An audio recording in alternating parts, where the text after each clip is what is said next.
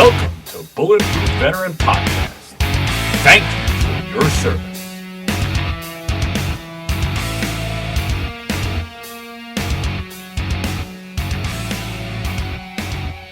All right, everybody, welcome back to Bulletproof Veteran Podcast. I am excited this week because we're going to be talking about the outdoors. And everybody that knows me knows that I love the outdoors, whether it's camping, fishing, paddleboarding, anything like that, surfing. It's always some of my favorite topics to talk about, and it's something that I think that most veterans can agree can be a great benefit to their mental well-being and just their social outlook on life. So this week we have on the show Justin Matejcek. He is the founder and president of Veterans Adventure Group. And a real quick little what kind of does the Veterans Adventure Group do? Basically, they set things up so that veterans can come together as a group and attack extreme environments again, be in that high tempo, be in that kind of a little bit of stress environment that we kind of excelled in when we were in the military. Now we can bring that to our post-military lives and get back to doing the things that we love out in the outdoors. So it's everything, again, from skydiving, surfing, long hikes, paddleboarding the entire Mississippi River, which we were just talking about, all this kind of fun stuff. So, Justin, thank you for coming on the show.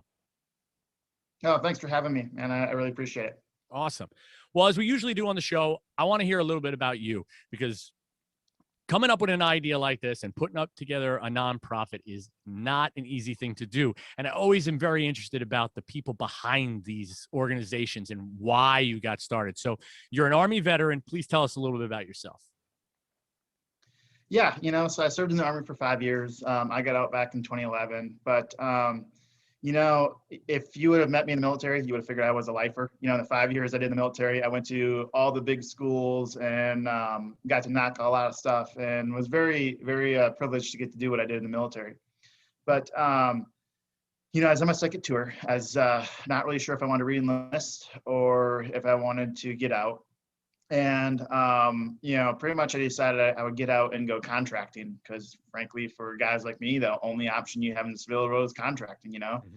So I got a job lined up with Triple Canopy as a DDM, and I was kind of looking forward to it. But the reality of it is, I never joined the military for the money or anything like that. I joined the military because I really believed in what we were doing in Afghanistan. And I remember 9/11 very well as a child, and I wanted to be part of that. And, so I wasn't really sitting with the Triple Canopy job because, pretty much I'd be doing the same thing I was already doing, but I'd be making a lot more money, and I didn't want money to be my motivator. And anyway, on September 18th, 2010, my vehicle I was in, we hit an IED, and my driver lost his leg. And as I was, helping keep my driver conscious, waiting for the medevac to come in, it just kind of hit me that, if I could do anything with my life, I want to take guys like this, everyone's going to feel sorry for and pity, and help them do stuff that people with two legs are scared to do, And right then and there, I'll never forget, it became very clear to me what I want to do with my life. And that is kind of what influenced me to get into the nonprofit world, was that experience. And then what happened there, without going too much into the nonprofit side, but my personal experience. So, I got my personal training certificate, got out of the military, and I was in school for kinesiology. Okay. Wanting to learn how to work with wounded veterans. And as I was doing this, I was miserable, and, as you can imagine, a few months ago, I was in Afghanistan and, doing what we're doing our work over there. And now I'm sitting in a college classroom full of a bunch of, 18-year-old kids that have no idea that there's even a war being fought. And the only thing they care about is where the party is at this weekend. And I was very alone, and it's very alienating, It's a tough feeling too. And that's really scary to be like that. Yeah, and it sucks, and it's hard because you wanna relate, and you want to connect with your peers, but your peers are just they have not experienced what you've experienced for the last 5 years of your life, and rightfully so. I'm not trying to hate on them or talk down about that. I'm just saying, I'd come from a very different world, and that world is still very fresh. Like I said, just been a few months ago, I was in Afghanistan at this point, and so that transition was horrible for me. And During this time, one thing I'll never forget is so many people told me, you need to go to the VA, you need to get help for PTSD, XYZ. And I was so irritated with them because what they didn't understand is I didn't have any issues with what happened overseas. I knew what I was getting into. I knew I was going to see combat. I knew I was going to deal with some very tense situations. Frankly, I wanted that, and that didn't bother me. What bothered me is when I came back home and realizing no one gave a freaking crap about what we were doing over there. What bothered me was the fact that the lack of teamwork in the civilian setting. People didn't help each other, and there wasn't a common goal anymore. And during this time, it was one of the worst moments of my life. I actually gave all my firearms to one of my friends. I was like, look, man, like I don't need to have these right now. Either I'm gonna kill someone else or myself. I refused to drink because every time I drank, if I kind of went too far with it, I just became a mess, And so one night I remember sitting down at my kitchen table and I made a list of everything that was bothering me. And I was able to summarize that list to a lack of purpose and a lack of teamwork. And that really kind of clarified for me, like, there are so many veterans out there just like me who don't really have any kind of medical or mental diagnosis, but we're struggling. And it may not be because of PTSD or XYZ. It may be, who knows? But at the end of the day, what we really need is that teamwork and that camaraderie and that purpose that we had in the military again. And what really changed things for me is I got into mountain biking. And I was in Iowa, of all places at this time. Like, it's not known for mountain biking or anything, but I got into mountain biking and I kind of found a community with that. And as I was doing this, it really clicked to me, like, there's something more to this. And some of those things I really enjoyed about the military started to come back to my civilian life. And that really solidified, what if I can bring some of the aspects that we miss most about the military into a civilian setting? And that is ultimately what, for me personally, helped generate the idea to start my own nonprofit, doing what we do now. So, well, first off, I have to congratulate you for something that you said that I think is so difficult for most adult males, veterans in general. And I say males because I think the women in my life have taught me that women have a little bit of a different perspective on things sometimes. But to actually understand yourself and to know to give your firearms to a friend, to know to watch your drinking, and to actually sit down at that kitchen table and make that list, all doing that without any type of intervention from, say, a psychiatrist or a counselor or anything like that. That is really a testament to you. And I'm not trying to blow smoke up your ass, but I'm very impressed by that, because that's kind of I won't say unique. I'm sure other people have done that as well, but it's a better story than I've heard from others who couldn't have that self-reflection. Not to any fault of their own, they just couldn't. So it's amazing that you were able to do that. Well, I think something that helped me out a lot with that is one thing that has really stuck with me since leaving the military is the Ranger Creed. In my unit, we live by the Ranger Creed. Everything we did kind of centered around that. And it's something that over time and time again, I continually find myself repeating it to myself. And part of that is really making sure you're taking care of yourself as well. And also, along with that, with a lot of stuff I went through in the military, there's a lot of self-discovery, and you learn who you are pretty quick. And I think, and this goes back to the extreme sports side of it too, and other aspects with what we do in the nonprofit, but you have to know your boundaries, and you have to know what you're capable of and when you're in over your head, and that applies in the military. And I think one thing I wish a lot of veterans would take is there are so many lessons we learn in the military that apply very well in the civilian world. And one thing I'll never forget, on my first deployment, we were going in to recover a UAV that had crashed. And there are some other people that were trying to recover it. They kept taking contact. And at this point, we hadn't been overseas long. And as a younger soldier, I was like, well, this is the first time I'm gonna straight get into some combat. We kind of knew what was going on. And getting in the aircraft, I was scared. But I was like, well, I've been trained for this. I have the proper equipment. I have the right people around me. Like, sure, I'm scared, but I need to understand the situation and then move forward. And I take this back to, where I was when I got out of the military. It was, all right, let's go back to, let's look at the full situation. I don't have the support I need. I don't have the training I need. I'm in over my head, and I need to essentially inhibit myself from taking this to a point where I'm really going to be even farther over my head, and by, taking those military skills and applying them to a civilian setting, it helped me have that self-awareness to really, just be aware at the risk I was going to put myself or others into by having, my firearms with me at the time, or by drinking and losing control of, myself essentially. So, yeah. And you have to check the ego.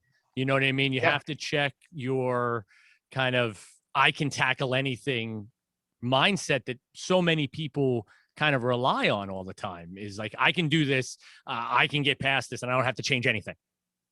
Maybe not. Maybe you do have to change something. Maybe you have to come at it from a different angle. Like you said, sit down, make that list. What am I actually missing in life? And I think you hit it with this organization, because I think for so many veterans, that high stress world of the military, because even if you are the pogue in the back working on vehicles, or you're in a Ranger battalion up front kicking down doors in Afghanistan villages, or Afghani villages, there is a high stress level to the job. There is ops tempo. There is people breathing down your neck all the time. Like I said, even if you're a guy in the rear with the gear, there's always this stress. There's always this kind of thing on top of you. And that's why you succeed, because you feel that stress and then you rise to the occasion. I know that was the case for me. Oh, for sure. Now you're taking that same kind of thing and you're bundling it in something now we can do as civilians, because you have these high stress, extreme sports or extreme challenges that we could get together as a team. We have this mission, and now we're going to attack it. No, exactly. And I agree entirely in the sense that the military trains us all very well to thrive in extreme and chaotic situations, regardless of where you serve in the military. Mm-hmm. And for me, it really took me a little while to figure this out, but I realized, like, I want to be the best version of myself. And I've learned that the best version of myself comes out when I am in a situation where I am really scared, but I have been trained, I have the proper equipment, and I have the right people to do it. And the version of me that I am in that environment is the version I want to be, And, I imagine a lot of other veterans are the same way. They want to be the best version of themselves. I mean, we all want to be the best version of ourselves, veteran or civilian. And so I think it's so important to understand what brings out the best in us. And for many veterans, that argue the best comes out, as you said, when we're in these high stress environments. And an easy example of this I kind of can use to kind of loosely prove this is Mount Rainier. This is a climb we do every year. We've been doing it since 2016. The park average is 50% summit success rate. We average an 85% summit success rate. And so, while there could be a lot of different factors there, I would argue, why are we succeeding 35% more of the time than the average person on Mount Rainier in our veteran groups? And, I can't, definitively prove this, but I would like to think there's some sort of correlation between our military training and our ability to really rise in these occasions when we're overwhelmed, we're exhausted, we don't sleep, we're scared, all those things. I think, veterans tend to do very well in those environments. So definitely with no sleep. I mean, you find me a veteran that can't deal with doing tasks when they have no sleep, I'm going to call their bluff. You're able to. Well, for sure. So Mount Rainier is something that I've seen some of the videos and stuff from some of your expeditions of doing that. What are some other kind of extreme adventures that you guys have been on as teams? So we'll focus on kind of the team aspect to start off. What are some of the things that you guys have done? Yeah. So as far as teams go, we have so Mount Rainier, as I mentioned, is definitely our biggest one as a team. Some of our other ones they're more, you could argue they're individual activities, but we break them down into team activities. So like scuba diving, we try to do those in a team setting. Caving is another one we do that we try to do in a team setting. Well, frankly, you pretty much need a team to do caving successfully anyway. We have another one, drag racing, is many people, it may not sound like a team thing, but when you think about any kind of racing group, there's a team behind the car. There's a lot going on behind the scenes. It's not just the driver, you know. So drag racing is another big one that we do the team aspect with. Those are kind of our bigger ones. And then the other ones are a little bit more individual, such as the skydiving that we do. We have two different skydiving programs. One's to actually get veterans certified to jump solo and essentially be a licensed skydiver. The other is tandems, and those are kind of focused more towards veterans who may be wounded to the point where they can't actually continue on skydiving themselves, or older veterans that aren't really interested in necessarily getting a license, but you know, they used to be airborne in the military or something, and they would just love to jump off a plane again. Kiteboarding is another one where, again, it's not really a team environment or a team sport, but it is a community around that sport. And so I guess that's where it's a little bit tricky in the team side of it, is almost all of our activities have a very strong community, even if the sport itself is done individually. So. And now, what do you guys do to kind of facilitate these adventures? So you not only get the team assembled, but then you actually equip and train for each one of these events. Is that correct? Yeah, so each team functions a little bit different based off of what we're doing. But for a lot of it, for the most part, you know, what we try to do is we try to find veterans who, you know, 3 to 4 veterans, kind of look into the fire team level, that are all local, that want to learn a particular skill. And then we'll provide the training for that skill. So say you got, you know, a few veterans down in Alabama that all want to learn how to go caving, right? Is what we'll do is we'll get them trained up on caving by taking them out with us in several expeditions. And then as they show that they're serious with this and they want to pursue it, we'll help get them the equipment so they can keep doing it. And our long-term goal with this is building a fully functional team that has a proper training, equipment, and other people to do this stuff independently as a team without having to rely on the nonprofit. Okay. So mountaineering is another example of this, where, you know, we've taken up, oh man, I would have to count, but it's probably well over 100 veterans up Mount Rainier since we started. Of those, you know, not everybody wants to keep climbing mountains. It sucks. It's miserable. And it's not fun. But we do have a few that have really bad memories that for some reason want to keep doing it. And, you know, but veterans like that, like we make an emphasis to teach them how to lead, and we get them their own equipment, and we kind of generate internally to a point where they are competent to lead. I shouldn't necessarily lead, but potentially lead or participate in other mountaineering trips with, you know, other veterans or other people in our group. Without having to have the nonprofit supporting it. So like I said, each team is a little bit different in how they do it. Our skydiving, for example, you know, we can't be providing every veteran with a $5,000 parachute, you know, that's not there are cheap. limits. There are limits. Yeah, you know, so, but what we do with the skydiving is, you know, we typically can pay to get them through their AFF ratings, which are the most expensive initial jumps you have to do. And then from there, we let them use equipment that they can pretty much continue to use until someone else goes through and needs that piece of gear. Which this is great because usually, you know, when you start skydiving, you downsize your parachute after you've got, you know, 50 to 100 jumps. You kind of know what you want. And so it lets people knock out those first, you know, chunk of jumps without having to pay gear rental fees, saving them a ton of money until they're ready to buy their own gear. But again, it kind of varies on the team, you know, so. And then we have an adaptive program where with those guys, you know, these are, you know, disabled veterans that, you know, maybe double amputees, single amputees, or wheelchair bound and stuff like that.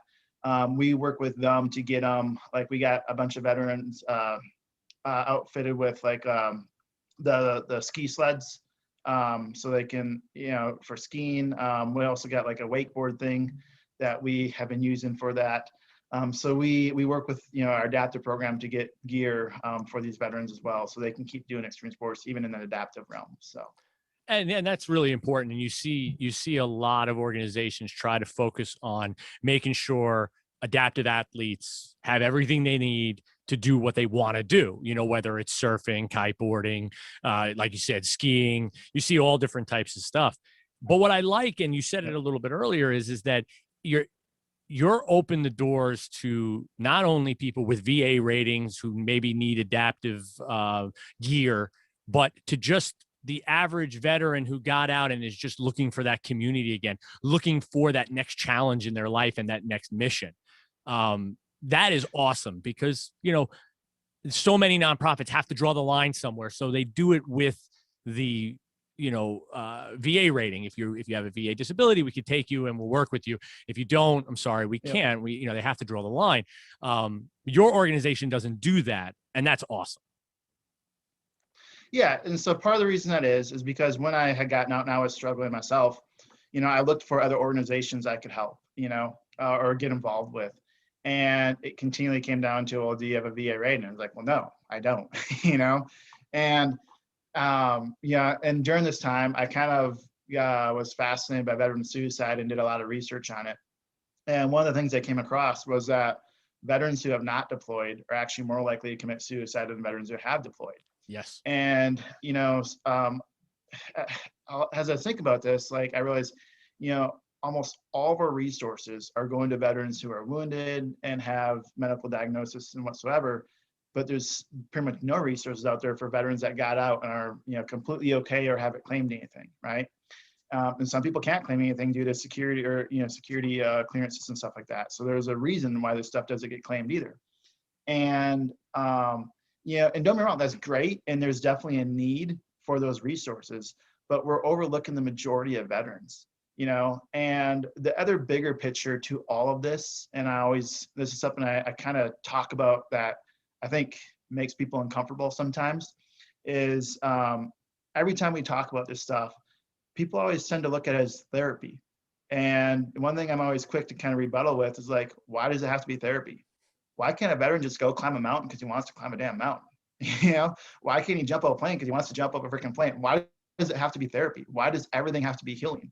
I mean, we are frankly, everybody is broken if we want to play that game, So if we got to even the playing field in that regard, then I'd argue none of us are really broken. We just thrive in different environments. We have different things we're attracted to, and it's a matter of finding that, And so what's made us really kind of an outlier in the veteran community is we don't really care about therapy. And it's not that our programs we have had some very great therapeutical results, but when veterans come to us, I'm not going to be like, yeah, this is going to be very therapeutical. It's very healing for you. It is whichever you make it. If you want to find therapy in our programs, great. It's easy to do. If you are just there to have a good time and meet other people or do whatever you want to do, great. You're just as welcome. You're equally as welcome. I don't really care. And that may sound kind of cold, but the reality of it is that the more we make everything about therapy, the more we strengthen the broken veteran narrative and the more damage I feel we actually do to the veteran community, and an easy way I look at that is, let's think back of World War II veterans. When they came home, everyone viewed them as heroes. They were larger than life individuals, and they had a big token of respect. Nowadays, ask some random person what comes to mind when they hear the word veteran, and they're going to tell you joblessness, homelessness, drug abuse, suicide, PTSD, all these negative attributes. And it's frustrating because I feel like that's become the identity of a veteran. And it ticks me off because, I am not a liability to society. If anything, I'm an asset to society, and so many other veterans out there as well. They're assets to society. They help build our communities. They're leaders within our communities. They're contributing back. And for us all to get categorized as, being broken and stuff like that, it's very damaging. And, I think it goes back to kind of that tough love side of it. On some point, yeah, we all have our challenges, but that's not unique to veterans, and at some point you do have to suck it up and be like, you know what? No, I'm not going to let this defeat me, and I'm going to keep pushing forward. And I'm not trying to say that to be insensitive, but that's also just the reality of some of it, Well, and I really do. I do like that kind of message that you're putting forth, because there is a huge difference between the World War II veteran, now I won't say mindset of the veteran, but the community around them, how they were viewed upon, and the post 9/11 vet. And you could say that it's because a majority of people had somebody either in their household or knew somebody next door that served during World War II. That is not the case for post 9/11. It's actually below 10% of people that know somebody that serve or are close to somebody that serve. So Yep. you don't actually know what the veteran mindset is. And they consistently try to create this one size fits all for the veteran. Everybody's different. Everybody needs something different. Yeah. Everybody wants something Yep. different. Everybody had different experiences, especially now. The military is such a diverse place with diverse jobs. You have everything from the guy sitting in front of a keyboard doing cybersecurity to, like I said, dudes kicking doors down. Do you think they had the Yeah. same Yep. experience? No. Why would we treat them the same? That's insanity. Exactly. Yeah. So I do like that. And there is a level of everything does not have to be therapy. Everything doesn't have to end up in you writing a book about it. Yeah. Yep.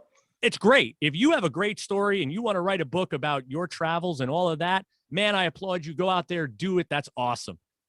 But not everything you do in life needs to be some great story that's out of body experience that changed your whole world. It could just be, I wanted to go out on the lake and paddleboard and have a good time. Yeah. Yeah, it's that simple. No, I agree with you entirely. And I think that has been very key for some of our success in the veteran community. As we were talking about earlier, like we really don't have too much of an issue finding veterans for our programs. And initially it was kind of hard because I'd reach out to people and they'd be like, no, man, that's not for me. Like, that's more for the other guys. It's kind of what other guys? Like that's a very flawed view. And for one, like, who said anything about like this having to be healing, or who said you had to be wounded? Like, do you not enjoy just getting out and bullshitting and sitting on the lake and cruising around, floating around, drinking a few beers and hanging out with your friends? Like, of course we all do. That's all we're doing. Like, right. We have stuff as easy as that. Or if you want to kick up the intensity, we'll throw you out of an airplane. It's just one of the things where, again, I think, there's this perception in the veteran community that they have to have an issue in order to, receive any kind of benefit. And it's like, no, that's not the case at all. Like, and, as a result, I think as we've really kind of solidified who we are and validated that we're capable of doing these things, veterans have realized, I can just do this stuff because, and I'm not going to be viewed any differently. I'm not going to be treated any differently. I'm just going to show up and it is whatever I want to make of it and not what they're trying to force it into be, so. Yeah. And like you said, if you are looking for some type of therapy through outdoor activity, extreme sports, adventure, listen, the outdoors has a therapy component to it. I mean, for sure. There are countless studies, and I challenge anybody to go out there and kind of start reading some of these things to know just the benefits from being outdoors alone. They did studies back in the early 90s. There was a bunch of studies. They took people and they had them take a test. It was a standardized test. And they had some of them take them in an industrial building setting. No windows, brick walls, painted one color, with a chalkboard at the front of the room. And then they had a different group take tests out in nature in a quad with plants and birds chirping and on a sunny day. And every single time the group outdoors outperformed the group indoors. It was overwhelmingly beneficial to be outside. So if you are looking for therapy, it might also be a great place to find it. For sure. Yeah. And I would agree entirely. And one thing one of the examples that really kind of hits home for me is our first year getting started, we worked with 8 veterans as a total, which is, very small, but the impact we had for these 8 veterans was pretty large. Almost all of them are very well involved with the organization still to this day. But one of those veterans, he had applied for our skydiving program. And he actually was the second runner-up. So essentially he didn't get selected. And if someone else dropped up, 2 people would have to drop up in order for him to get in there. And it just happened to work out to get him in the program. But so I met with him and did an interview just to kind of figure out, where he is at. And I could barely hold a conversation with this guy. And I was almost slightly concerned about putting him through this training because, like, man, like if he's not 100% engaged, this could be very dangerous, But you could tell that he was dealing with a lot. And, come to figure out he had been, he was on a lot of different medications, as you've kind of heard the veteran cocktail pretty much to set up, and was going through a lot of different therapy and stuff like this. And anyway, so he started jumping And within about a year or so, he was completely off all the medications and, done with his therapy. And now this veteran, he's actually a skydiving coach, and he's in his process. He just finished his fixed wing instrument rating. And as we had talked about the FAA medical requirements. The FAA medical requirements are very stringent. Mm-hmm. So this is to me, that's a very awesome example how skydiving changed this guy's life into something where there was no way possible he could have ever pursued the dream of being a pilot until he had done this. So, back to your point, like it's definitely very clear that there's a therapeutical benefit present for those who may benefit from it in that way, And I think it's very heartwarming and touching for me to know that we are able to help be part of that guy's story without even trying to, simply by just like, hey, I don't care if you get anything out of this or not, just enjoy it, so. Yeah. And you can see it right on your guys' website, why I think you're successful with veterans, and I'm going to read it off my sheet. I generally try not to read directly off my sheet, but I want to get it right. You guys have a shirt on your website and it says build, train, equip, execute. And underneath each one, it's build committed teams, train with purpose, equip for success, execute the mission. And the reason that I bring up that shirt is I think every veteran can be drawn to that kind of mantra because it's what we lived for, whatever your enlistment was or whatever your military service was. So there's already this basic foundation of community that you have, and a commonality between each other that you can now build off of and be honest with each other and have this great, expedition and, travel and train and all this other stuff. And you're kind of with other like-minded people. So I'd like you to talk a little bit about that community and what you've seen as the person who put all these things kind of together. How have you seen that community, and how have you seen that community grow as you guys have kind of gone on? Yeah. So, and that goes back to exactly what you point out, the build, train, equip, execute. So that's kind of, I call our framework for how we operate. And that goes into, as we're saying, like, first we need to build the teams. We need to get the people together, because without the people, we have nothing, right? And at that point, we need to train those people in that common goal. And we need to provide the equipment so they can actually do this stuff successfully, And then from there, we actually need to put together the mission that we're all working towards to complete it. And inherently, that builds a community. And I guess there's a few different ways we're really focusing the community. So one is by trying to find these veterans. So a lot of our stuff, initially, we get a lot of veterans from all over the place that want to participate. And we, for the most part, we let that happen. So we kind of start out by bringing a bunch of random people. And then from there, of those random people, you always get a few that are really connected and really click together. And then at that point, we kind of hone in those group of people. All right, how can we help take this farther? So say they wanted to get into, we'll use scuba diving, right? All right, so we'll get you your open water certificate. But now that the three of you want to learn more, let's get you your advanced diver. Let's start taking you on rec dives. Let's start enabling this team to continue to go farther and farther and strengthen that community. And with any of these teams, as in the military, each person has a purpose. And that is very integral to the teamwork in the sense that, you're relying on other people in the team to do certain things. And if they don't, everybody in that team's safety or the outcome of the mission can be jeopardized. And that's a very comfortable feeling, I feel, for most veterans. So, that's one aspect of the community, is those small teams. And then the bigger aspect, like I said, is bringing together veterans in bigger groups to just kind of try these activities out. Mount Rainier is a great example of that. Mount Rainier, we take up 36 veterans each year in 3 groups of 12. So we bring in a lot.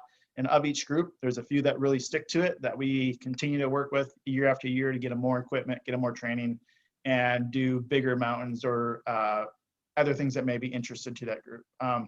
The other aspect of community that we're really trying to start to incorporate into our programs more and more is helping kind of get these groups more involved in the civilian counterparts and the civilians that are already doing this stuff too. And that's one thing I feel like a lot of veteran nonprofits lack is, we've done a great job at making all these little niche veteran groups, but that's not the reality. The reality is you're not going to be surrounded by veterans all the time, and as a veteran, you're really alienating yourself by refusing to associate with non-veterans. So what we try to do is each team, we try to have them find a community service project within their respective sport that they can do that helps them get out in that community. An example of this is like with our mountaineering program. The thing we're working out for our next year is part of the program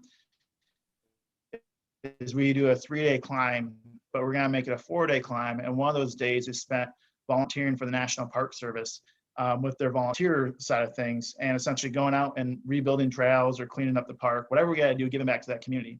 But with the second benefit of hopefully this will help connect them with other like-minded people in that community. Other mountaineers that are out there that may not be involved in the veteran area, stuff like that. Some of our leadership, they are not veterans, and we actually encourage this. For one, as a veteran, you should be able to trust people who are not veterans. There are people who are not veterans that are experts in their field and are much more credible than many veterans I've worked with, And I see it really often in the veteran communities. People just want to associate with other veterans, and it's very frustrating. So we try to kind of break that down by really incorporating civilians into our program. Again, the more we can, I guess I look at, when I got out of the military, when I was in school, I didn't feel like I could connect with any of my peers, any of the civilians, But what I realized is I could, I just had to find the proper mediums to do it through. And mountain biking was one of those. The group I was mountain biking with there in Iowa, none of them were veterans. They didn't understand anything about me or what I'd been through. But you know what? We all were focused on how to ride that mountain bike and pick the best line and push ourselves that way. And I was able to find a community that had no veterans involved. And that was very eye-opening to me in terms of just stuff that veterans do that's really harmful for us, Yeah. And I think what you're talking about also goes back to something we were discussing earlier is that kind of label of the broken veteran. I think by bringing in civilians and just enjoying things all together, civilians learn about veterans. You tell stories, yep. You learn a little bit about each other. And then all of a sudden that idea of, oh man, that guy's a veteran. He's probably, killed a bunch of people and he's probably all messed up and whacked out in his head. Yeah. Yeah. Well, no, he worked in finance and he wanted to go to school. So he joined the military to get the GI Bill. Okay. All right. Now we have something we could talk about a little bit here. I have an accountant, yep. And it changes the whole idea. It changes that whole, I've talked to a couple different nonprofits that are trying to do what you're talking about. They're trying to bridge that gap. And actually Stack Up, who I just recently had on their video games, they look for civilian volunteers specifically to run the stacks so that the veteran kind of blends in with that civilian gaming community. And now you have a whole lot more going on, and it's an even better situation for changing kind of that rally cry of, yeah, if you're a veteran, you've seen some shit, man, and you're probably got some problems. Yeah. It's frustrating that that's just become, such a general norm, in terms of the veteran community and how they view that, and even civilian side too. And I agree, it goes back to just as you're saying, it helps really break down that, veterans as a whole, they're no different than anyone else. Yeah, sure, many of them have had very unique experiences and stuff like that. But at the end of the day, we're still humans. We still have the very same basic needs, and there's no reason we can't get along. And we don't have to understand all the details about each other. I don't have to ask some civilian who is traumatized by, maybe some sexual assault experience or something they may have dealt with growing up. I don't have to understand every detail of that to be their friend. No different than they don't have to understand everything I did overseas to be my friend. I think we get this idea that we just, we feel like people have to understand that, but they don't, and that's completely fine.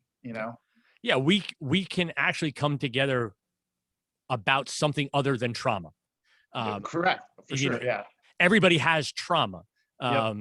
Whether it's small, big, whatever, we all have trauma in our lives from something, whether you were bullied when you were a kid, or like you said, God forbid, sexual trauma, or if you were overseas, whatever any of it is. But we don't have to come together about the trauma. We could come together because we all like volleyball, and we're going to meet at the beach every Saturday, and we're going to play volleyball. because it's fun. Yeah. And we're going to have a couple beers afterwards. We're going to tell some stories, and everybody's going to have a good time. Yeah. Yeah. And I agree. And that's kind of one of the things we try really hard to do with our trips. And something I take a lot of pride in is I've been on a lot of different veteran events. And one thing that is such a turnoff to me is a lot of times you get a bunch of veterans together, and all it is veterans talking about how cool they used to be. And it just kills me. It's like, man, I don't care what you used to do 10 years ago. It doesn't matter. What I care about is what we're doing now and what you're doing, like what you're working on doing, like you could have been doing the coolest stuff back in Iraq and Afghanistan, but if you're just sitting around wasting away now, I'm sorry, I don't really have that respect for like what you claim to have been and who you are now. Like you gotta like show me something, And so one thing we've tried really hard in our programs is to keep people busy enough where that doesn't become the conversation. And we want the conversation to be about the task at hand and what we need to get done and the lighthearted BSing that can come in between that. And for me, one thing that I thought was one of the best compliments I've ever gotten, after this last Rainier trip, one of the participants was chatting with me a little bit, and somehow they heard that I was a veteran, and they're like, "Wait, so you're a veteran?" And I was like, "Yeah." I guess I figured everyone knew this, but here, we were so caught up in what we're doing that they didn't even know I had served, which I thought was amazing. And to me, I thought that was just one of the best compliments I could receive, because I'm not there to tell people I'm a veteran. I'm not there to have to back up or to try to validate who I am off my military experience. I'm there to show you, hey, I've been doing this. I know what I'm doing, and I can adequately prepare you for this climb and lead you on this trip. And that's what matters. It doesn't have anything to do with what I did, 12 years ago back in the military, So yeah, it's just something that, and I found a lot of veterans also, I really appreciate that when they don't get pegged for a veteran right out the gate, Well, it's the idea of being a veteran is just part of your life. It's not your whole life. And when you're pegged right away as you're a veteran, there's already going to be these preconceived notions that people are going to have instantaneously. They've watched too many movies, seen too many video games, and read too many Tom Clancy books. It's just the way it is. So having more in your life than just being a veteran, like I would much rather be known as a dad than a veteran. Because if I'm known as a dad, that means I'm doing something right for my daughter. Because if you look at me right away and you said, that guy's a dad, then I must be showing off something that is a good thing. That's a good characteristic, or at least I view that as a good characteristic. Veteran may or may not always come with a good characteristic, because somebody might have that kind of preconceived notion that, hey, you were over there and, I hate to use the term, but you're a baby killer over there bombing civilians or whatever. It's like, no. Yeah. Well, I think that brings up such a very important point that I talk about a lot too, is I feel like a lot of veterans get stuck into this trap of thinking that their days in the military were the best days of their life. And, one thing we try to do with Veterans Adventure Group is really help people understand, like, you are still extremely capable. If anything, take all that stuff you experienced in the military and learned and use that to a civilian setting. And if you do that, you're going to crush it, because your competition doesn't have that background out there.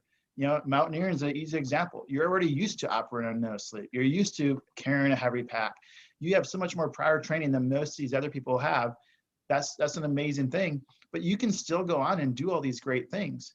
And for me, part of what's been really helpful in terms of looking at my transition out of the military was realizing that, man, the coolest version of myself is still out there doing cool stuff. It's not back there in Afghanistan doing whatever the heck we were doing back then. And frankly, a lot of it was a lot of downtime that was boring anyway. So like, it's not like it was some crazy action-packed, trips over there, as people tend to often assume, So I look at it as like, man, if I were to compare my life now compared to my life back then, like the amount of things I get to do now are so much more in depth and so much more fulfilling than anything I ever did in the military. The only thing that's different in the military is, we did have a very unique mission that, had, I guess that's kind of the tangent to go on, but, like, sure, there are times I do miss not having my weapon with me and stuff like that, but at the end of the day,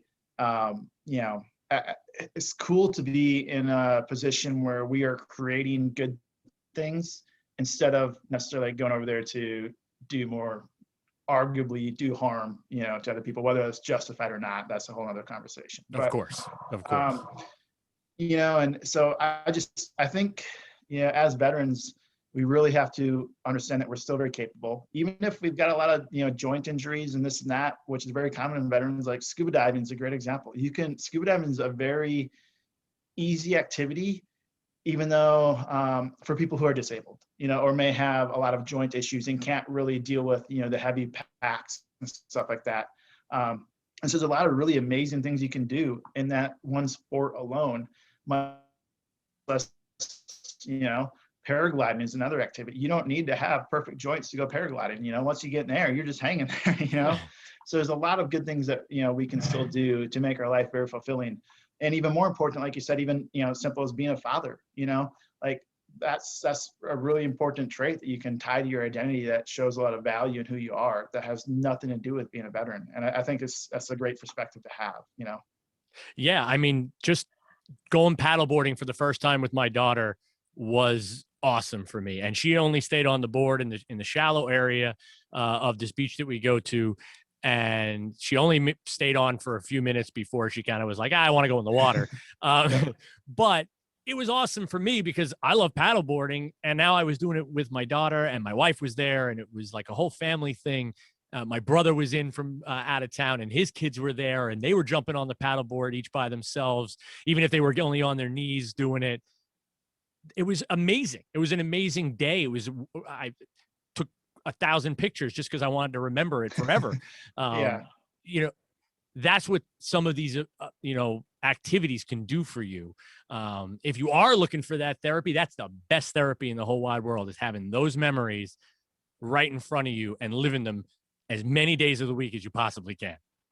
No, for sure. Yeah, I would agree. And paddleboarding, it's interesting that you bring that up. So we had mentioned about the paddleboarding on the Mississippi River a little bit earlier, but before I did this, I actually hated paddleboarding. I had no desire to paddleboard. I was like, I don't know why I'm doing it. I literally was, paddleboarding on the Mississippi River simply so this other guy wouldn't have to do it alone, who is a veteran, who is, doing it to raise funds for other nonprofits and stuff like this. And, but again, it's like, man, I can't let this guy go through this misery alone, so I should help. And so I decided to paddleboard with him, and did not have any desire to paddleboard. And now it's become such a meditative thing for me. Like doing it for, pretty much 12 hours a day, every single day of the week for almost 2 months. I became like a master of getting the perfect paddle stroke. That was like what kept my attention focused while I was out there, Now, paddleboarding, it's become such a fun activity for me that has so much, like, there's a crazy, like, in-depth personal connection I have to it based off that trip on the Mississippi. But to where it's now, where I don't know, it's fun to have that connection to it, but at the same side, just be completely lighthearted and just go out there and mess with people. And as you were saying, watch them try it. And especially like the first time they can kind of stand up, they go from their knees to stand there, and that sense of pride that comes over them, like, oh, I can do this, and it's cool to watch that progression. Yeah. I was against paddleboarding as well in the beginning. I grew up surfing, and when I got out of the military, I was surfing a lot.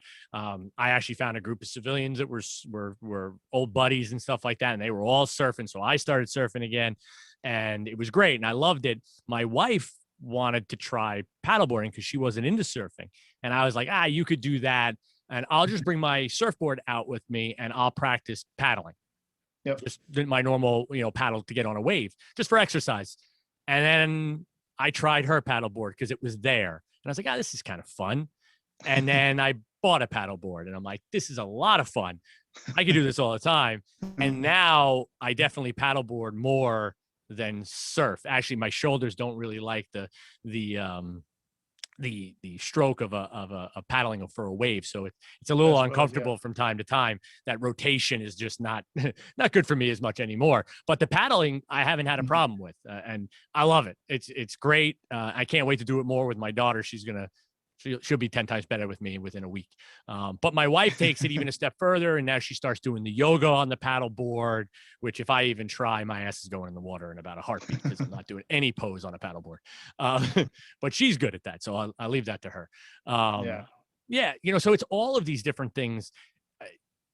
Just be open to trying new things, I think, is the biggest thing that you can take away, especially when you look at some of these extreme sports, whether you're doing a Tough Mudder and you said, well, I can't do that.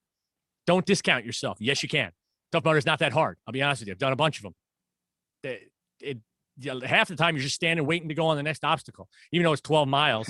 Half the time you're running up to the next obstacle and then you're waiting.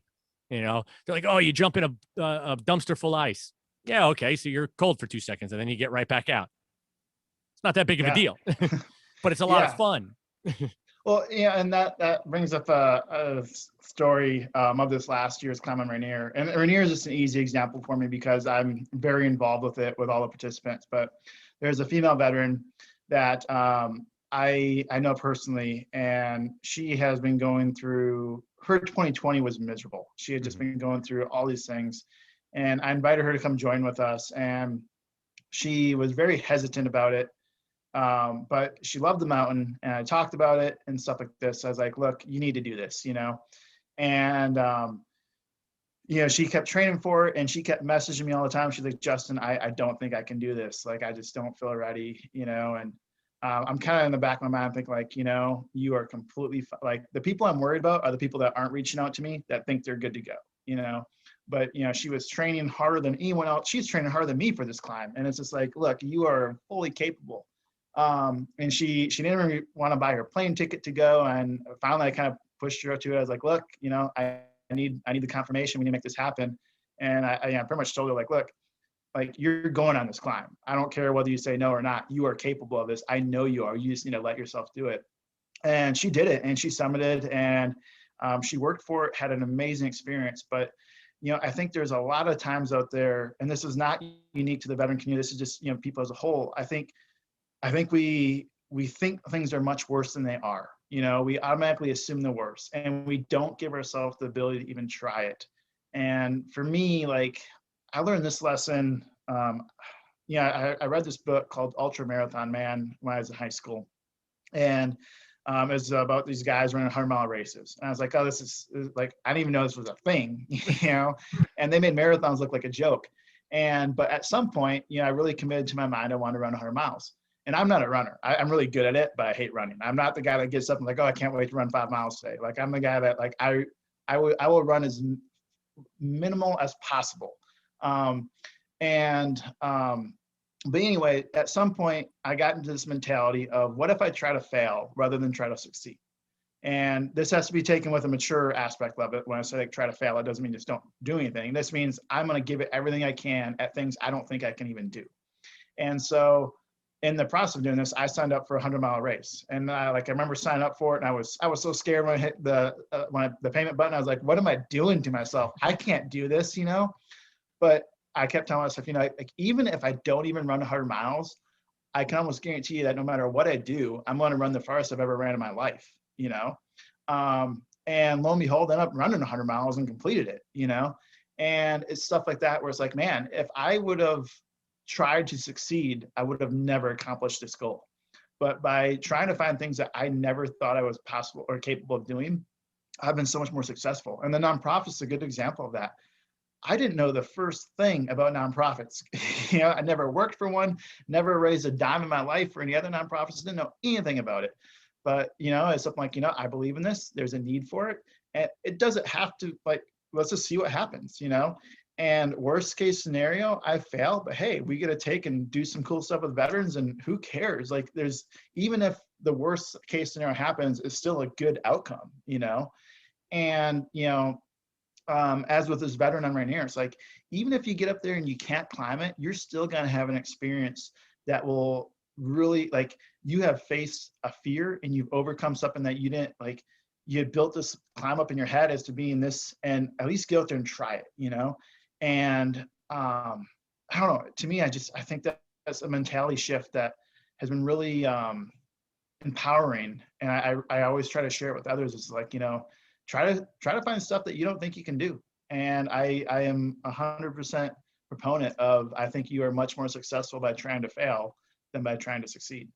Yeah, I think that's a great message. And I'm sure you see it outside of just this one veteran that you were talking about, but I'm sure you see that excitement in these people's eyes when you go and you do these extreme events, when they do finally complete them. whether it's when they finally do get their skydiving license, or if they, go caving for the first time, or they climb Mount Rainier, or the gentleman who did the Mississippi River on the paddleboard. When you finally do complete these tasks that you probably in the back of your head at one moment in time said, I probably can't do this. It's a great feeling when you finally do it. Well, for sure. And so even kind of backing up in that one story. So in this last climb, there was another female that was actually going to be in the same rope team as this girl. And both of them were reaching out to me, not feeling prepared. Both of them were very prepared. And I was actually trying to get both of them to train together because they were on par. Mm-hmm. The one girl actually did back out. And so this other girl did. And I'm sorry, I don't want to attach names to it. I know it'd be easier to follow, but, and it was, I really felt bad for the girl that backed out because I couldn't convince her to just try it because she would have been successful had she tried it, but, she got in her head. And when she realized this other girl had completed it, she was like, well, damn, I could have done this, because it's like all you had to do was show up, but yeah, and that goes back to, as you're saying, that feeling of success, man, there have been so many times I've been climbing mountains and I have frozen tears in my eyes just because like what this climb means to some people, or other activities too, is, for me, I've summited Mount Rainier like 17 times or so. I don't care about going to the summit. I've been there. It's nothing new to me. But when I get to see these other people who, like, for them, this is a bucket list item. This is something they never thought they'd be climbing mountains. I have a friend, I will share his name, Sean White. He's our treasurer. He had no interest in climbing mountains. He had no interest in jumping off planes. When I first met him, he used to tell me he'd never jump off an airplane. Now he's jumped over airplanes and he climbs mountains and all this stuff with us. And he's a great example of just, these were things that he never ever saw as part of his life. And now they are. And there's so many other people out there that we've been able to bring that experience into their life that they just didn't even realize this was something they were capable of doing, And all it took was a little bit of a shove and a little bit of like, hey, look, like, we got you. Like, we're going to do it with you. We're not going to set you up for failure. We want you to succeed. I can't guarantee you're going to do it or be able to make it, but I'm going to do everything I can to help you. And, it's cool because, they get off the mountain. And, every now and then we've had a few documentaries done on our climbs and stuff like this. And the veterans, the way they talk to me versus how they talk to the camera is very different. Usually when they're talking to me, it's a very straight kind of, you get more of like that. It's a very nonchalant approach. But then like I'll watch these documentaries or I'll hear some of these interviews they do or, things they post. And like, it's like, man, I didn't realize you were dealing with this when you're climbing, or I didn't realize this was going through your head when you're jumping on airplanes, or I didn't realize you had this fear. And to know that we were part of helping them do something that to them, it meant so much more than just climbing a mountain. And really, I'd argue climbing the mountain had nothing to do with it. It was just a medium for them to tackle some sort of challenge they were facing in their life. And I've always found that to be such a rewarding feeling. And it really keeps me coming back and doing this. As you may know, I do this as a volunteer, so it's those experiences that really keep me hooked, because it helps me realize that these are not just leisurely trips. These trips oftentimes, or these challenges we have, or these trainings, like they often have a lot of fear and anxiety and outside things that are driving them to try and attempt this. And it's cool to be part of them accomplishing that, Yeah, I can definitely relate. I can relate to the support that other veterans can lend in making sure that you accomplish these goals. Like you're there lending support to these veterans as they, climb Mount Rainier for, you're trying to talk them into getting in there. You're trying to talk them in to make sure when they have doubt, hey, listen, you could do it. You're there. You're pepping them up. You're keeping them on track. Just last month, I ran a 15K. Now, 15K is not that much. We've all done 15Ks, whether you're walking, rucking, anything like that. But it was literally just a little less than 1 year after having 3 heart attacks.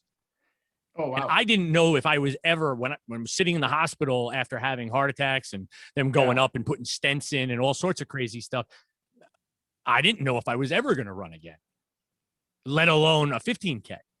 And I'm running. And it was huge. And I'm running with the heart monitor on because my doctor doesn't want me to go over certain, beats per minute and all that kind of stuff. And one of my buddies, this guy Jack, who he listens to the show, so I'm sure he'll recognizes what happened.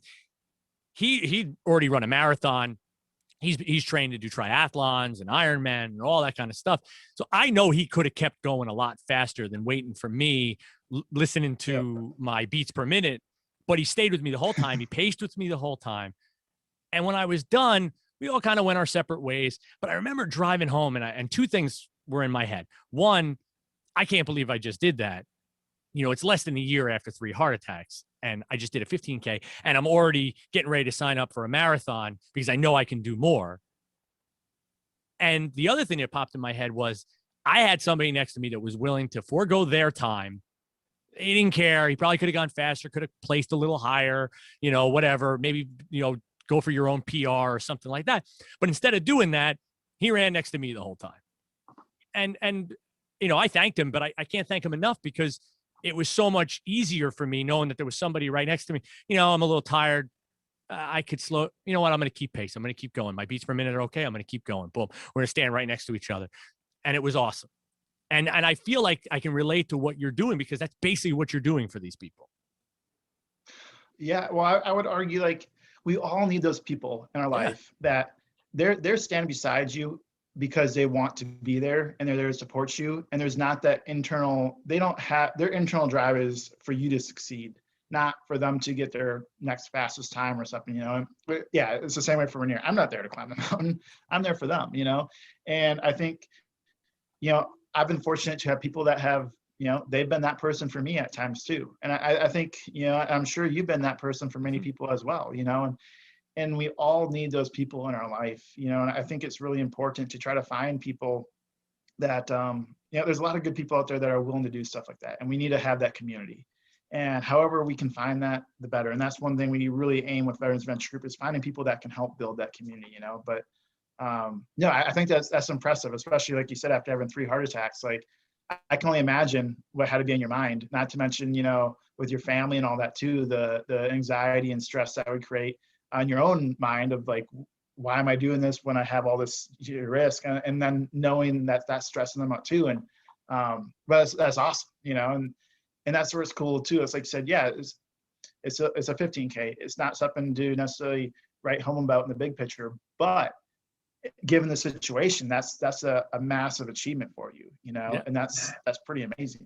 So trust me, my wife was stressed out because she was waiting for the text message. She's like, as soon as you cross that finish line, you text me. If you don't, if you're not dead, I'm going to kill you.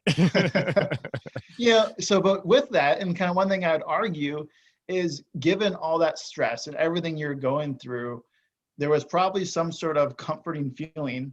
And I would argue, tying back to your time in the military, that you're okay and you can manage that stress fairly awkwardly well in a way, Almost better than I do at dealing with other situations. My wife would say sometimes I am not good at dealing with certain situations, but when it's high stress, she's like, you're so much easier to talk to and so much like you're hyper focused and I can actually get what I need out of you. Meanwhile, if I tell you to go to the grocery store and buy milk, you leave the milk there and come home with ice cream. Yeah. She's like, that's a little bit more difficult to deal with. Yeah. Well, but that goes back to I think as a whole, in general, I think people really rise up to the occasion, when given the opportunity, when having the proper support there, and, even with that, so we used to have an ultra marathon program within our nonprofit. We still have the accounts and everything. Our team leader for it, they just got kind of tied up. But for one, if you ever want to get some other involvement with your races, as a nonprofit, we'd be thrilled to work with you and sponsor some of the stuff for you as well. So great. We can talk about that more later. But, with that, exactly what you said, having other people that are willing to show up. And there's a lot of people out there who, just doing a 5K would mean the world to them, And I know a lot of veterans that'd be thrilled to run with somebody, even if it's just a 5K, just to be that person that you had, and so I highly encourage, veterans who are listening to this and so forth too. If you don't feel like you have that support in your life, reach out and you will find it. You don't get what you don't ask for. And if you start asking for that support, there are a lot of people that'd be willing to do that. So yeah, we'd be thrilled if there's people listening out here. If there's something you want to accomplish, let us know, and we will try to find someone. Or I'm known for doing everything myself too, like paddleboarding down the Mississippi. Like we will find a way to help support it and be there, have someone there with you to work with you. Yeah, so. Yeah, and again, that's what it's all about. It's about being there for the guy next to you, whether that's a civilian, whether it's a military member, whether it's a veteran. Doesn't make a difference. You're just helping the next person next to you. And the more we do that, the better this world will be. I can guarantee that. There's one thing I'll never forget. Like Arnold has like his 5 rules to success, and the last rule to me, I think, is the most important. Is when you get to where you're going, don't forget to look back. And that was one thing, and it kind of goes hand with the nonprofit. Like for me, once I kind of found the successful way to do my transition out of the military, I was like, all right, I got to help other people do this, because there's such a, if I would have known this stuff out the gate and I would have had access to stuff like this, I could have saved myself a lot of sleepless nights, a lot of stress. I could have saved my family a lot of stress, my friends. But I didn't. And unfortunately, it caused a lot of damage, and it really was a rough point, but it didn't have to be that way. And it doesn't have to be that way for other veterans too. There's a better way. And it's just getting that word out there that there's a bigger community than people really realize is out there. So. Yeah. And that's what I love about podcasts. And that's why I do this is I fall into the same boat. I did not take advantage of transition services coming out of the Air Force. They offered this thing called TAPS. They offered resume building, career. I had in my head exactly what I was going to do when I got out, and military be damned, I was going to do it my way. And I did not get any of the assistance. I didn't look into the GI Bill when I got out. I didn't look at, doing my VA stuff properly when I got out. And all I did was cause myself delays and heartache. And that's why I love doing this, because I'm sure there's somebody out there that we can help make sure that they don't make the same mistake, don't have to deal with the delays, don't have wasted money and time, and can get into things and just enjoy that life. It's almost like, you talk about people that work until they're 62, 63, 65, whatever, and they retire, and you say it's the golden ages. They should be able to do what they want. I want that for veterans. When they get out of the military, they should be able to do what they want. They should be able to tackle the world and get out there and just kick some ass. So that's what, my goal is always to have people on like yourself that are providing these avenues to do all the things that you ever dreamt up in your head. Well, just go out and do it. Why not?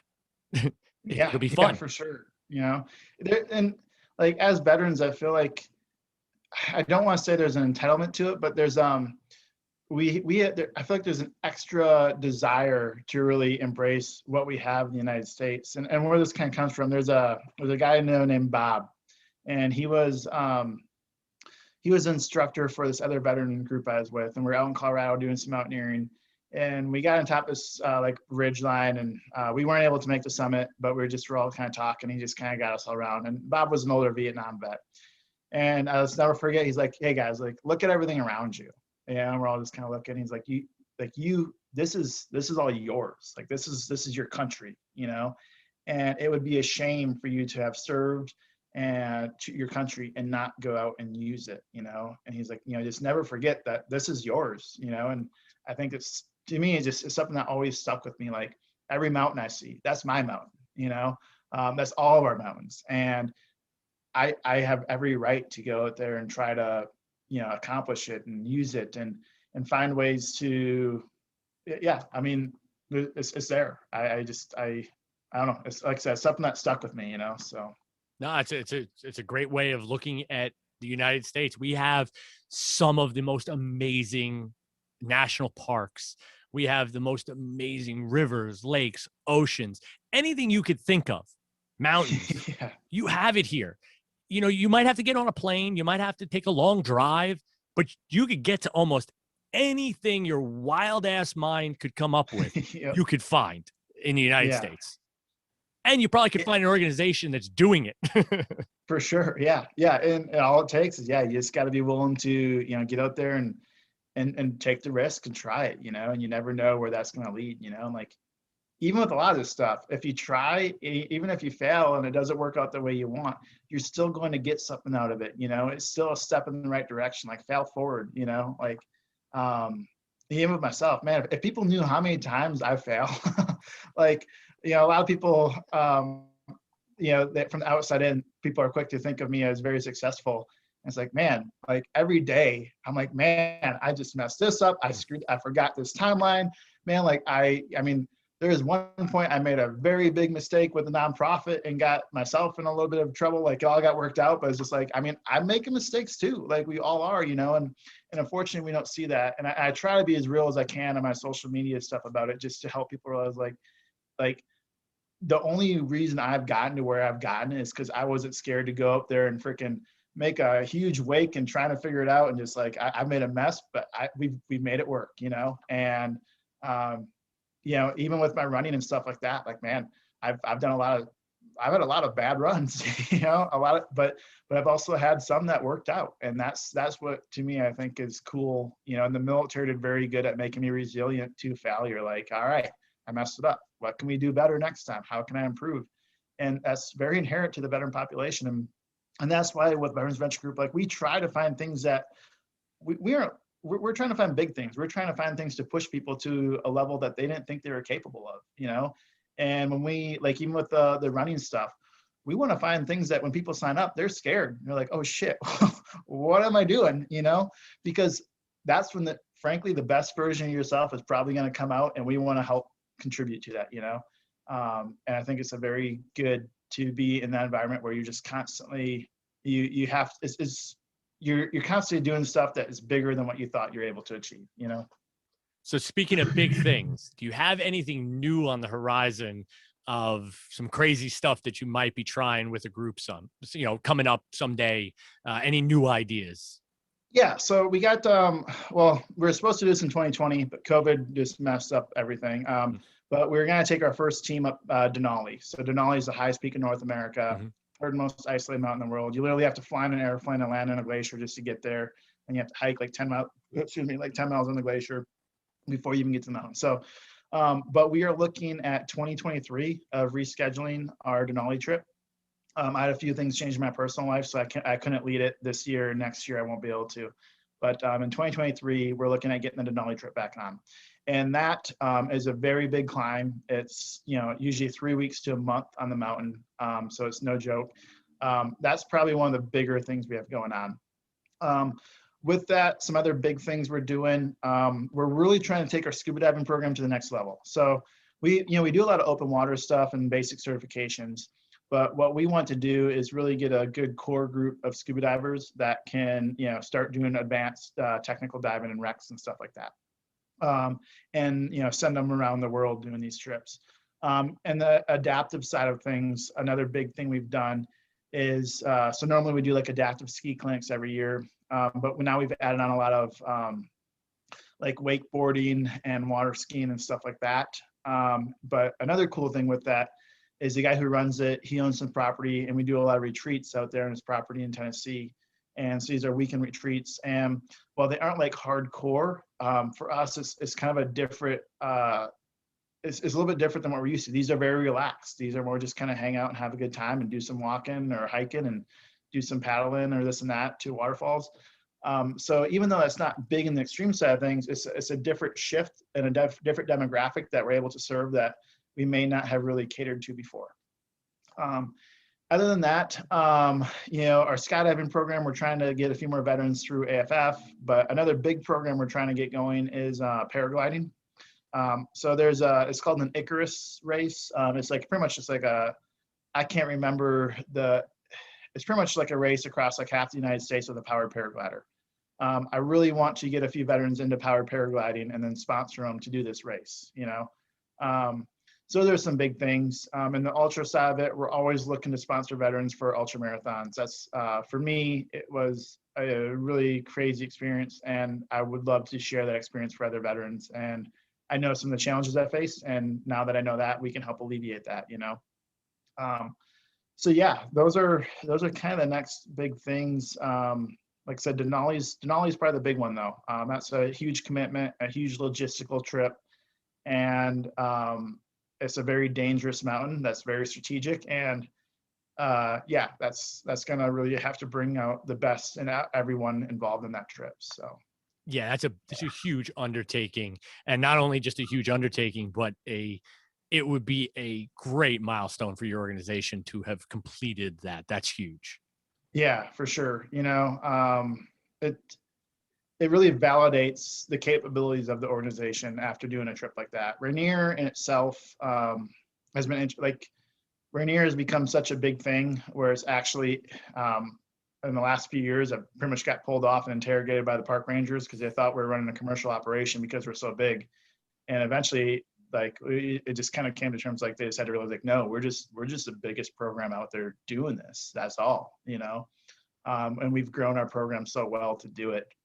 But again, all that goes back to, a lot of these are veterans that have gotten involved, and it has really made a difference in their life, and they just want to share that with other veterans, and that's kind of center of everything we do.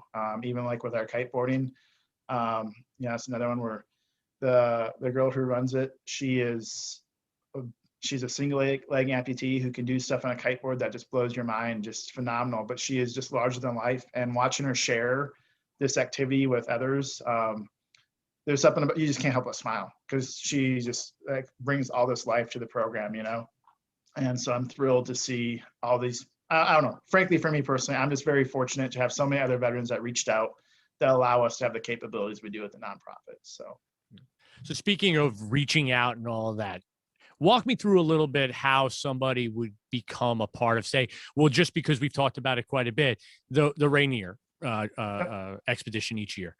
How, say I wanted to do it, how do I go about getting that information, getting in, and then what would the process look like? Yeah, so the best way in general is just reach out to us on our Facebook page or Instagram page.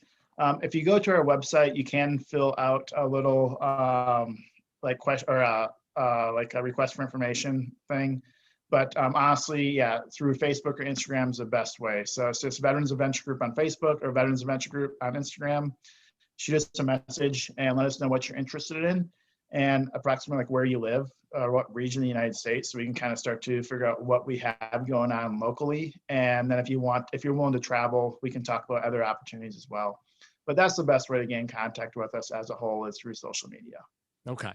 And so, like, say for the Rainier trip, how much is how long is the training program for that before you actually would go in and actually climb the mountain? So we pretty much try to have everything set within 3 months of the climb.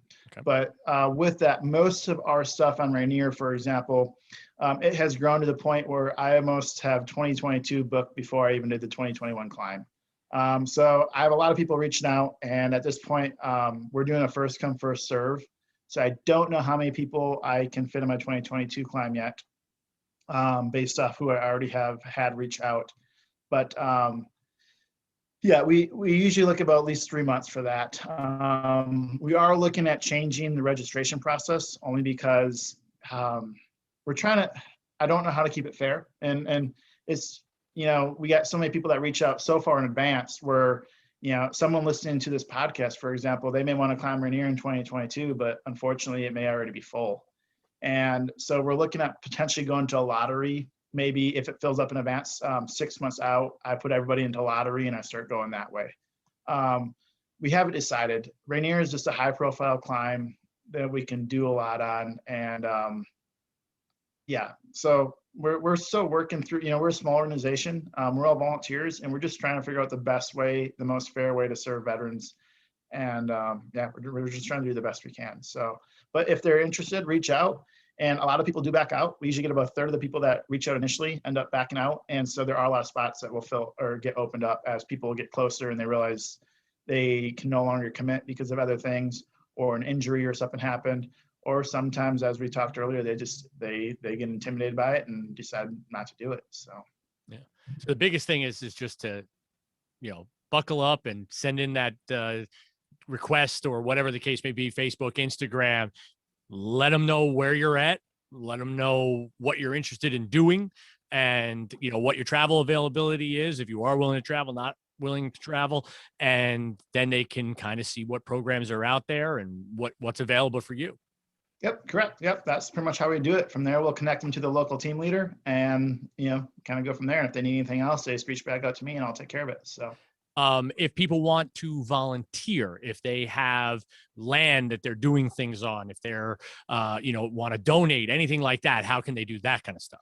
Yeah, same process. Just reach out to us. Let us know, how you'd like to contribute, pretty much how you're looking to volunteer, what you're looking to contribute, and we can kind of direct you from there. It is something where with a lot of stuff we do, the need for volunteers is usually, you need to be fairly well versed in the activity you're looking to volunteer with. We are not looking to bring volunteers out there and have to train them in that activity. Not because, no, I'd love to. I wish we could. I really have to start to balance my time between our mission and getting that done. And if I have someone that's volunteering and they become someone who I have to hold their hand and train them, it takes away from the experience that I'm trying to provide for the veterans that are participating. So, if people are looking to reach out, if you're, have a lot of experience in, these different activities, whether it be caving, scuba diving, mountaineering, skydiving, etc., we're thrilled to have your help. We're thrilled to have your input. Just, understand that we have to balance between, making sure it's still done safe and in accordance with how we need to do things. So, yeah. And so like the last thing I have to say is, COVID wise, are you able to do most of your events that you've been planning for 2021? Are they still on, even though dealing with COVID and stuff, are you still dealing with some restrictions? So everything we do is based off of local restrictions. So Okay. As some of these restrictions start to come back up, we will have some issues. So far we have not had any issues. Everything kind of opened up and we've been operating pretty freely, but I do expect there to be some issues. That being said, we're going to comply to any local guidelines. We are not local when we're doing these activities. We are the guests, and it would be very irresponsible for us to march into an area acting like we know best for that area when we don't, So we're very strict with our team leaders. As long as whatever we're doing fits the local guidelines, we're okay with pushing forward. So. Very good. Very good. Well, I will give you one last opportunity. Is there anything that you would like to add? I've had a blast talking to you. We've covered a whole bunch of different topics, and I think we got a lot of good information out there, but any last minute info that you'd like to give out? Yeah, no, I think that covers it. All I can say is if you're a veteran out there that is listening and you want to get involved, reach out. You don't have to be broken. You can be broken. I really don't care. I don't mean that in a negative way. I simply mean in the sense that if you want to do something, we will match whatever energy you're looking at putting into it. We will take care of that. So, we'd be thrilled to work with you. So. Excellent. Well, Justin, it's been a blast having you on the show. I hope a lot of people take advantage and keep taking advantage of all the very cool things that you're doing.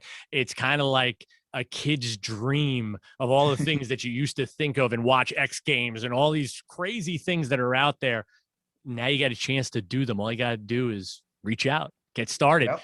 That's the only thing standing in front of you is just clicking that send button on a direct message. So get out there and do it. Don't be in your own way. So again, Justin, I appreciate you coming on the show. Everybody go out, check out Veterans Adventure Group and all the great things that they're doing. Again, for Bulletproof Veteran Podcast, thank you so much. Yep, thank you. All righty. You have a good one, sir. You too.